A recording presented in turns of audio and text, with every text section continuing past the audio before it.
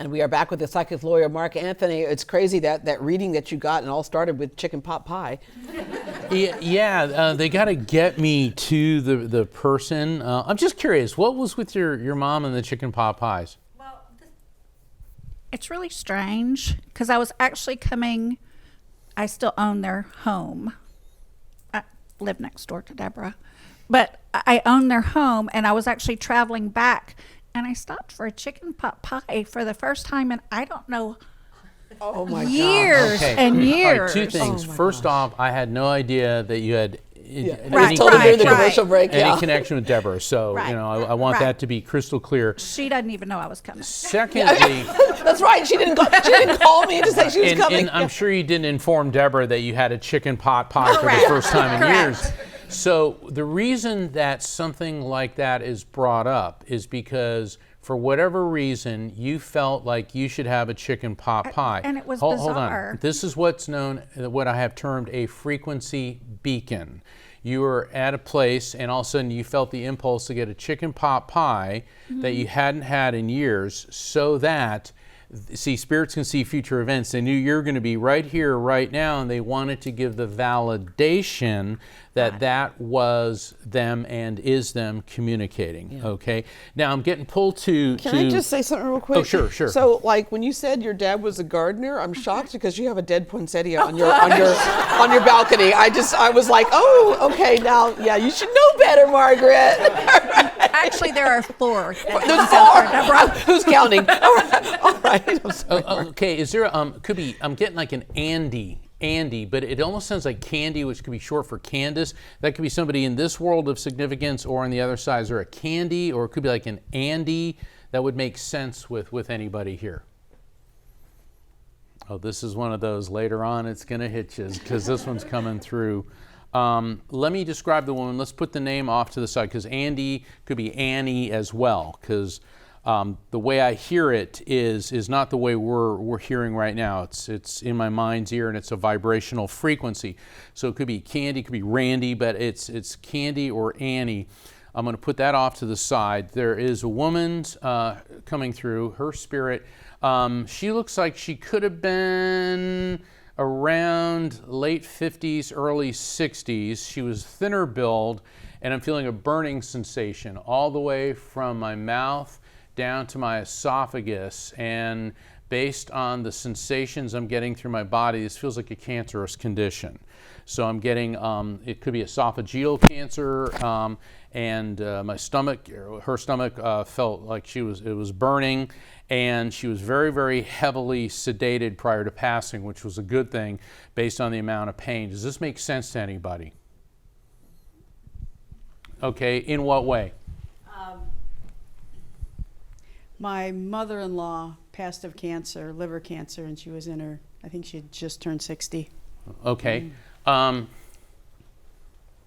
She showed me sapphires. Is there a significance with you or her or someone close to you with either sapphires or the month of September, which could be birth, death? September is when my son passed. Okay, so that's her grandson. Yes. So your mother-in-law is here with your son. Okay, so he's coming through. Did he have big feet or something? Yes. He's like, show me big feet. You know, he's doing this. Shoes were his thing.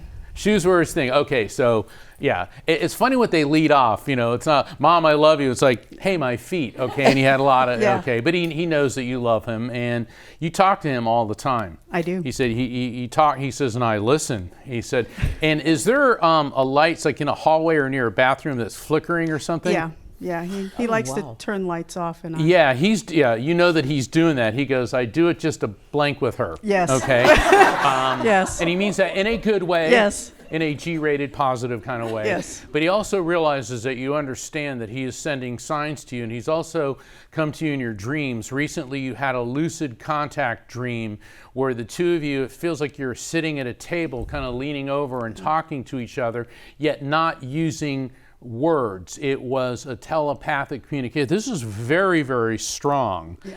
And he is now, and I know everybody likes roses, but I'm smelling the intense scent of rose and rose water. Does that make sense to you in any way? I did just recently have a dream with him, which I rarely have, and it was Valentine's, so my husband gave me roses. That's the only thing I could think of, so that one's more typical, but yes. And it was all roses. Usually he gives me bouquets with lots of different things, and this time it was just roses. And see, that's the verifiable fact following the message. So that dream that you had, it wasn't a dream in the traditional sense, it's a contact experience. Yeah. And that reason he's bringing up the rose, which you validated, is so that he knows that this was you. And he said, and I know this is really cliche, but he's holding up his finger and there's a big yellow butterfly on his finger. Now, the reason I say it's cliche is I'm not one of these, unicorns and bunny psychics, but I only report what is being transmitted to me directly. Is there something about a large yellow butterfly? Image of a butterfly, could be a tattoo, but he's holding up a butterfly on his left index finger. Yellow butterflies are her thing, and I'm with her. So that's her father's symbol. And our sons were friends. Yeah, our and sons your were sons friends. were friends, and your son, you go ahead and stand up. See, this is an indication that your sons were not only friends in this world, but they came in together, and that's why he's giving us the butterflies. Wow, this is cool. This is cool. Did you guys start some type of club or foundation or something? They're talking about you doing some type of support group. Yeah, I volunteer for Helping Parents Heal, and That was going to be my next point, is Helping Parents Heal. I spoke at their national convention last year, and Helping Parents Heal is a wonderful organization which does exactly that. It helps parents who have gone through the worst imaginable tragedy, is losing a child. So yeah, so he said you're doing foundation, so you're helping them. Are you working with them too? She just started getting me interested well, in it. That's what your son is saying, that not only is it going to help you, but it's going to help other people as well. Who's Jay? Jay. Reason being is your son now is holding up his hand and a blue jay just landed on it. All right, we're going to think about that for a second, and we'll come back after this break.